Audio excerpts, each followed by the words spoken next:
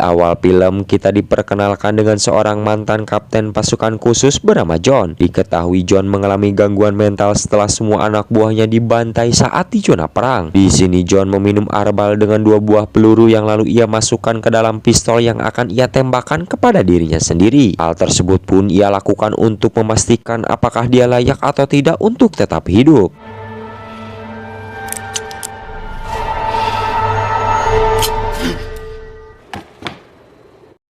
Kemudian John datang ke toko Mary Mart untuk membeli minuman karena persediaan di rumahnya sudah seep. Tiba-tiba datang 2 perampok yang mengambil uang di kasir lalu menyuruh semua orang untuk tiarap. Namun John tetap santuy sembari memilih minuman dan tidak menghiraukan perintah dari perampok tersebut. Lalu John mengatakan pada si perampok itu jika menodongkan bedil harus tepat pada bebatok saya. Dan karena mental John sedikit kena akibat semua anak buahnya dibantai, si perampok tersebut pun jadi pelampiasannya.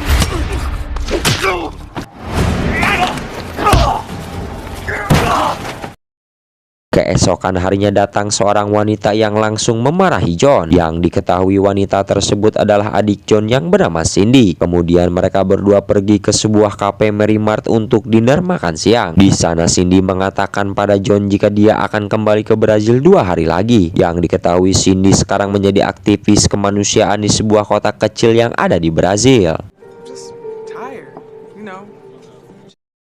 Singkat cerita, Cindy sudah sampai di Brazil dan di sana kita akan diperkenalkan dengan seorang polwan bernama Katarina. Ia ditugaskan menjaga kota kecil tersebut yang ketika berpatroli ada satu anak yang mengabarkan penemuan seseorang di pinggir pantai. Dan ketika dilihat ternyata itu adalah Cindy yang penuh luka di sekujur tubuhnya yang entah siapa pelakunya. Kita akan diperkenalkan dengan atasan Cindy yang bernama Manny. Ia menghubungi John untuk memberitahu jika Cindy ditemukan sekarat di pinggir pantai. John yang mendengar kabar tersebut pun sontak saja langsung bergegas pergi ke Brazil saat itu juga. Di sini saya akan memperkenalkan dengan seorang detektif bernama Tiago. Ia menangkap beberapa orang yang diduga telah menyelundupkan senjata ilegal ke negaranya. Kemudian tak lama datang Katarina yang terkejut dengan aksi Tiago. Karena selain itu wilayah tugasnya, Tiago juga kerap menangkap penjahat secara kasar. Dan tiba-tiba salah satu warga menyerang Tiago yang membuat keadaan tegang dan semakin memanas. Karena tidak ingin ada pertumpahan darah, Tiago mengajak warga untuk membuat kesepakatan di mana Tiago mengusulkan untuk berduel dengan anak buahnya dan salah satu warga dengan jurus capoeira. Ia berjanji jika perwakilan dari mereka bisa mengalahkan anak buahnya, Tiago tidak akan datang lagi ke kota kecil tersebut. Dan saya perkenalkan dulu anak buah Tiago yang jabrik seperti Bob Marley itu bernama Bororo yang akan berduel dengan salah satu warga.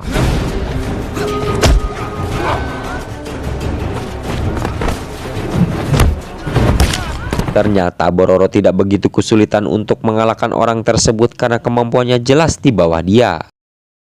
Terlihat John yang sudah tiba di Brazil, ia langsung pergi ke rumah sakit untuk melihat kondisi adiknya. Di sana ia disambut oleh Manny dan Tiago. Di sana juga Tiago berjanji pada John akan segera menangkap orang yang telah membuat adiknya kritis. Namun di sana John meminta Tiago untuk diantarkan ke TKP tempat pertama kali Cindy ditemukan.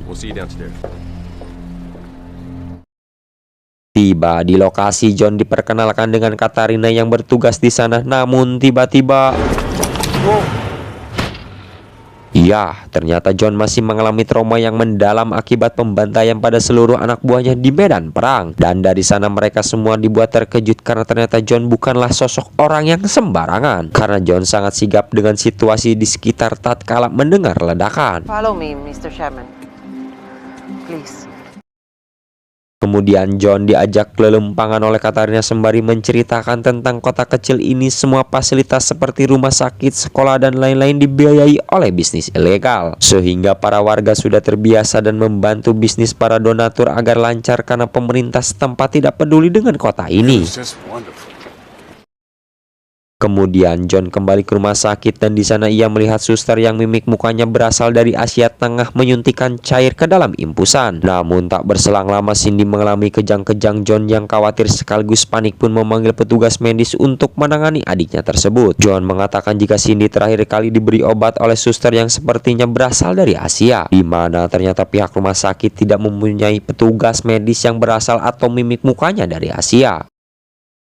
Keesokannya John mendatangi TKP tempat Cindy ditemukan, yang mana ia melihat salah satu preman lokal menggunakan kalung milik Cindy. Kemudian ia menghampiri preman tersebut dan bertanya di mana kalung itu ia dapatkan. Namun preman itu tidak mau mengatakan, yang dengan terpaksa John membantai dia beserta semua staf bawahannya seorang diri.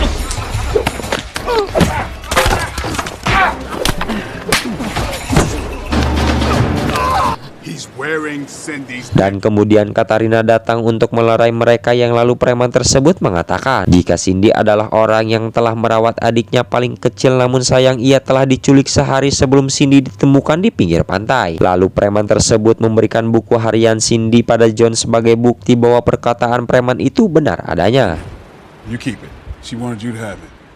Ketika berada di rumah, John menemukan nomor telepon dalam buku harian Cindy yang diduga orang terakhir yang Cindy hubungi. John pun langsung menelepon orang tersebut dan memintanya untuk bertemu esok hari di salah satu tempat. Saat bertemu di sana, orang tersebut mengatakan jika ia hanya seorang fotografer yang diminta oleh Cindy untuk memotret dari jarak jauh. Orang tersebut pun pamit pergi karena hanya informasi itu yang bisa ia berikan padanya. Yang ternyata John ahli dalam bidang copet-mencopet, dibuktikan dengan flashdisk milik si fotografer tersebut berhasil John ambil. Lalu saat orang tersebut masuk ke dalam mobil hendak menyalakan mesin, tiba-tiba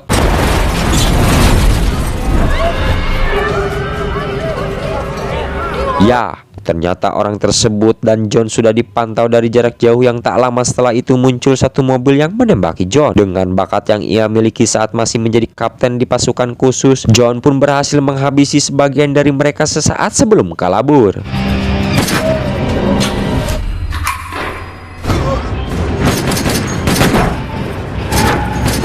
Kemudian John menemui Manny untuk mengecek flashdisk yang dibawanya sambil bercerita jika tadi dirinya baru saja diserang oleh kelompok orang bertato seperti Yakuza. Mendengar kata Yakuza, sontak Manny langsung bercerita jika para Yakuza sudah berada di Brazil sejak 50 tahun yang lalu. Mereka kerap melakukan aksi kriminal seperti menculik anak kecil untuk diperjualbelikan. Dan John pun sedikit mikir kemungkinan besar Cindy dibuat terluka parah karena telah mencoba mencampuri urusan mereka. Kemudian John dan Manny menemukan sebuah foto saat Cindy tengah mengobrol dengan seorang pria. Diduga foto tersebut didapatkan saat Cindy berada di depan sebuah klub malam.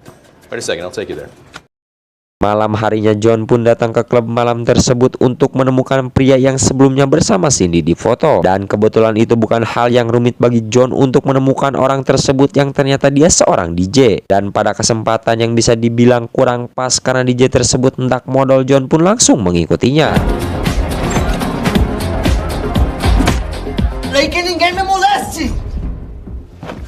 Di sana John menanyakan pada DJ tersebut tentang Cindy, yang mana dia beralibi jika ia sudah lupa. Kemudian John menyiksa DJ tersebut agar dia mau mengatakan yang sebenarnya mengenai Cindy. Let me teach you some hygiene. Remember her now?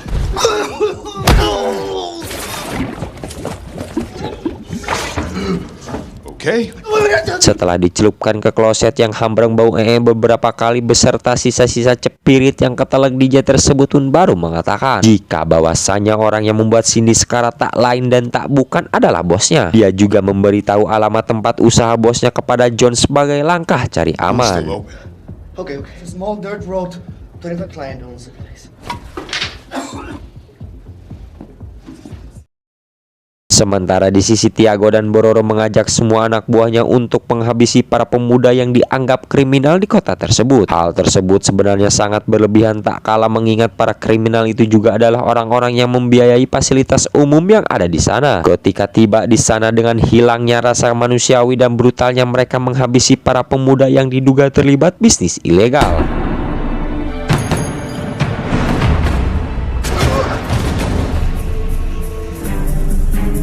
Kemudian salah satu anak buah Tiago berhasil menemukan sekelompok pria Jepang yang tengah menculik anak-anak di kota tersebut. Lalu tak lama datanglah Tiago dan Bororo, namun anehnya di sini Tiago malah menghabisi anak buahnya sendiri. Dan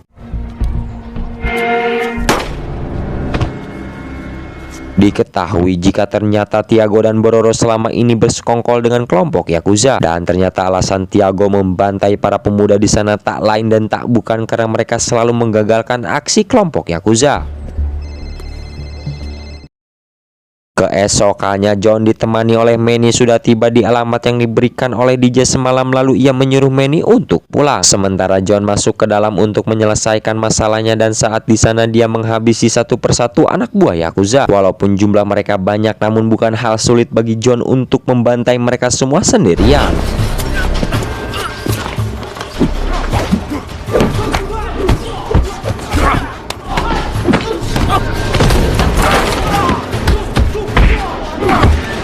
Kemudian muncul orang yang mengelola tempat tersebut, yang ternyata adalah orang yang waktu itu menyuntikkan cairan ke dalam impusan milik Cindy. Ia pun langsung menghubungi bosnya yang bernama Hirimoto yang terlihat pebatoknya yang botak itu, di mana Hirimoto meminta si pengelola untuk kembali ke rumah sakit, sementara masalah ini akan ditangani oleh Tiago dan Bororo yang merupakan sekongkol mereka. Kemudian Hirimoto memperlihatkan kekejamannya dengan menghabisi si DJ menggunakan Samurai X.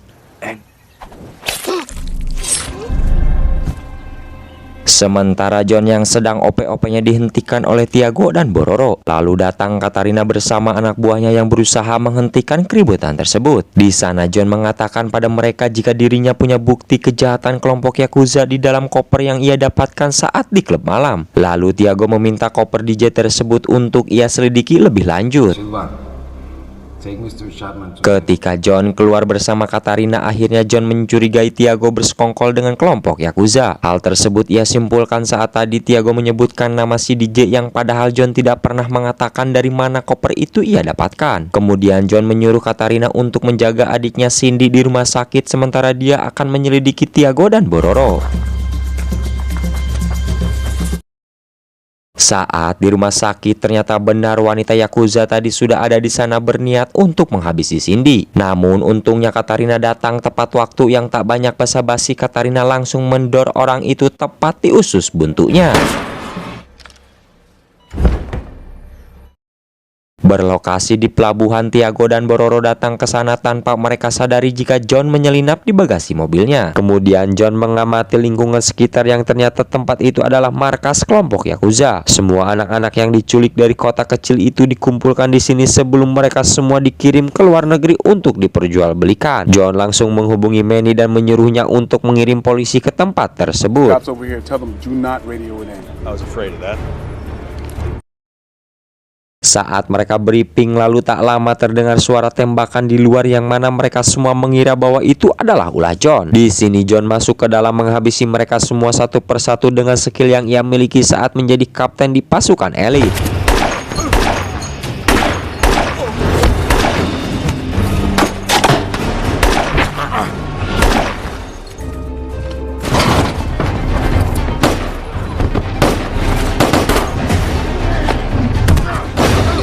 Hingga akhirnya John bertemu dan bertarung dengan Tiago, yang ketika John akan menghabisinya beruntung Bororo datang. Dengan jutsu capoeira, Bororo berusaha melawan dan menghabisi John dibantu oleh Tiago. Namun tetaplah jutsu mereka berdua bukan apa-apa dibanding John yang sudah memiliki jam terbang jauh di atas mereka.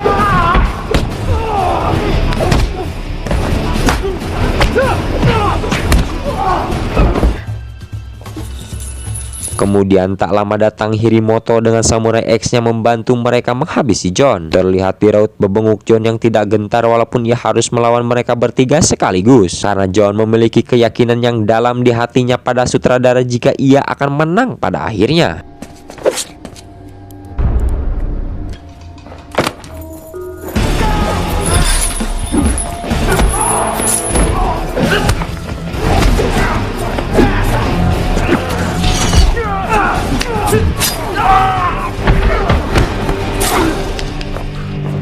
Setelah berhasil menghabisi Tiago dan Bororo, kini John tinggal berhadapan dengan bos Yakuza, di mana John mengambil paralon besi untuk melawan dan menangkis semua serangan Samurai X dari si botak.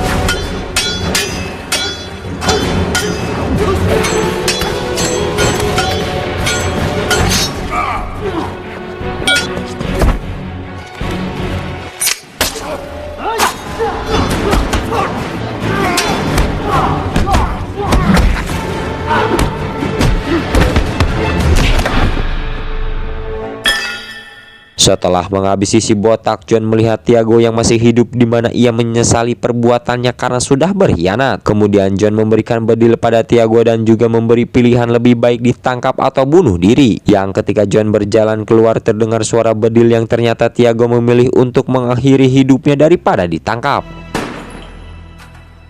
Kemudian semua penjahat yang masih hidup ditangkap oleh polisi setempat untuk diadili. Dan semua anak-anak yang diculik kini mereka semua bebas berkat bantuan John yang melawan kelompok Yakuza seorang diri. Di rumah sakit terlihat John yang masih menunggu adiknya Cindy sembuh dibuat sedih karena si dokter mengatakan butuh waktu beberapa tahun untuk bisa sembuh. Hal tersebut pun dikarenakan luka dalam yang dialami Cindy sewaktu ia disiksa oleh kelompok Yakuza. Back to functioning by herself. Keesokannya Manny dan John mengobrol yang mana maksud Manny untuk mengajak John bekerja dengannya. Namun di sana John menolak karena ia belum siap untuk menjalankan tugas apapun karena mentalnya belum sembuh total. Namun setelah Manny mengatakan bahwa biaya Cindy akan ditanggung olehnya, disitulah John baru sadar. Akhirnya John menyetujui tawaran Manny tersebut demi kesembuhan adiknya yang harus dirawat bertahun-tahun di rumah sakit. It's your old call sign. Tamat ending yang sangat memanikan. Saya hanya sekedar mengingatkan pada kalian jangan pernah mengganggu orang lain ketika mereka sedang rarujit, karena dari kerujitan yang kalian ganggu itu akan membuat petaka untuk kalian sendiri. Sekian video kali ini, saya Ogi pamit undur diri dan bakar.